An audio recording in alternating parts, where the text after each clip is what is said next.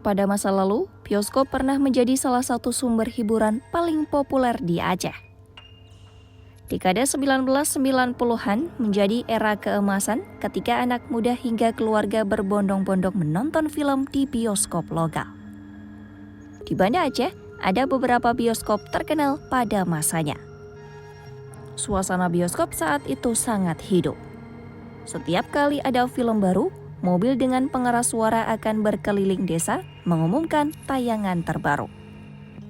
Iklan film disiarkan melalui radio lokal dan poster-poster aktor dipasang di sepanjang jalan utama kota. Namun, suasana gembira itu berubah ketika Aceh memasuki masa darurat militer. Kondisi keamanan membuat aktivitas hiburan semakin terbatas. Satu demi satu bioskop menutup pintunya hingga tak ada lagi tempat penayangan film yang masih bertahan. Kemudian, pada 26 Desember 2004, tsunami besar melanda Aceh. Gelombang raksasa itu menghapus banyak bagian kota, termasuk gedung-gedung yang pernah menjadi saksi era bioskop. Setelah bencana itu, layar bioskop tak pernah lagi menyala di Serambi Mekah. Sebagian bangunan bioskop dialihfungsikan untuk tujuan lain. Sisa sejarahnya hanya tertinggal dalam cerita orang-orang yang masih mengingat masa lalu.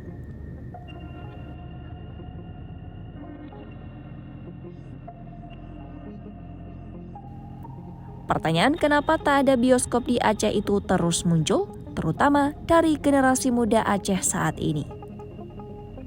Mereka ingin mengalami apa yang pernah dinikmati orang tua mereka, pengalaman menonton film di layar besar. Menurut laporan Antara, sejumlah warga Aceh mengungkapkan keinginan agar bioskop kembali hadir. Muhammad Fanhas, salah satu di antaranya, menyatakan bahwa bioskop tidak selalu membawa dampak buruk.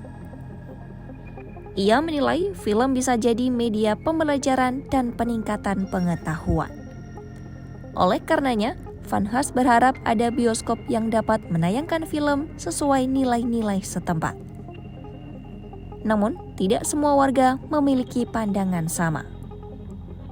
Sebagian masyarakat menilai bioskop belum tentu sesuai dengan norma religius yang ada di Aceh.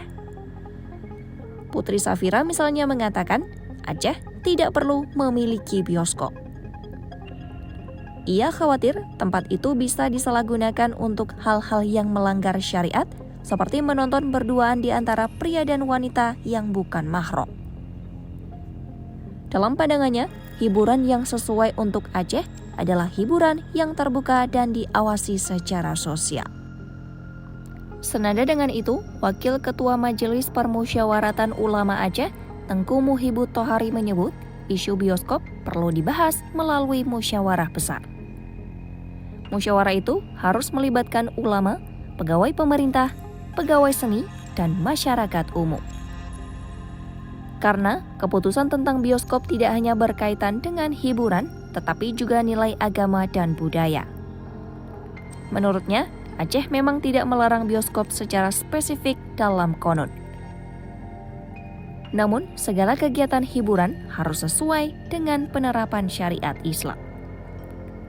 Oleh sebab itu, isu bioskop perlu dibahas dengan hati-hati agar tidak menyalahi norma religius yang sudah diterapkan di daerah itu.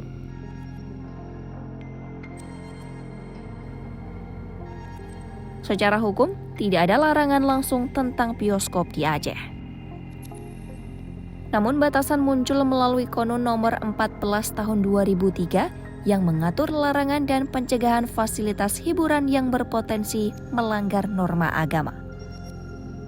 Dalam pasal 5 dan 6 Qanun tersebut dijelaskan tentang pelanggaran tempat hiburan yang dapat mendorong perbuatan maksiat, termasuk perbuatan kalwat atau berduaan antara laki-laki dan perempuan yang bukan mahram. Tindakan itu dianggap sebagai pelanggaran syariat dan dapat dikenai hukuman seperti cambuk atau sanksi lainnya. Aturan ini disusun untuk menjaga moral dan kehidupan sosial masyarakat. Pemerintah daerah berupaya agar segala bentuk hiburan tetap dalam koridor religius. Akibatnya, pembukaan bioskop dianggap belum mendesak dan masih memicu perdebatan antara nilai hiburan dan penegakan syariat.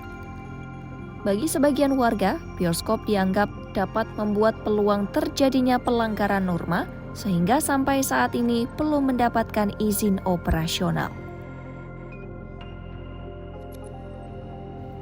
Wacana tentang bioskop syariah pernah muncul dalam persaingan politik lokal. Pada masa pemilihan wali kota Banda Aceh, beberapa calon menjadikannya sebagai bagian dari visi misi. Konsepnya, bioskop yang mematuhi prinsip syariat dengan pembatasan isi film dan pengaturan tempat duduk penonton. Dalam konsep itu, film yang tayang harus melalui seleksi ketat. Ruang penonton dibagi antara pria dan wanita dan jam tayang diatur untuk menghindari hal-hal yang tidak diinginkan. Namun, wacana itu hingga kini belum terwujud. Masih ada perdebatan mengenai siapa yang akan mengawasi dan bagaimana meyakinkan semua pihak bahwa bioskop itu benar-benar sesuai syariat. Sejumlah pengamat menilai jika kondisi sosial sudah siap, maka bioskop syariah bisa menjadi alternatif hiburan yang terkontrol.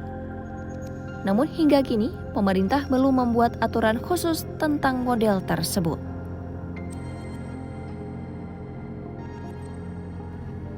Meskipun tidak ada bioskop, industri film di Aceh tetap berkembang dengan cara berbeda.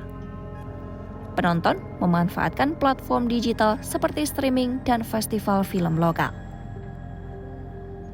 Begitu pula para seniman muda Aceh yang mulai memproduksi film pendek bertema kearifan lokal dan religiusitas.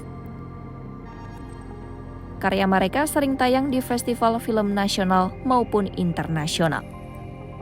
Bagi sebagian pemuda, ketiadaan bioskop tidak berarti matinya dunia film di Aceh. Mereka mengubah pola konsumsi hiburan menjadi digital dan mengembangkan komunitas nonton bareng di ruang terbuka atau gedung pendidikan. Namun di sisi lain, absennya bioskop menjadi catatan bagi pengembang industri kreatif. Karena di provinsi lain, bioskop menjadi tempat penyebaran produk film nasional dan lokal yang penting untuk ekonomi kreatif.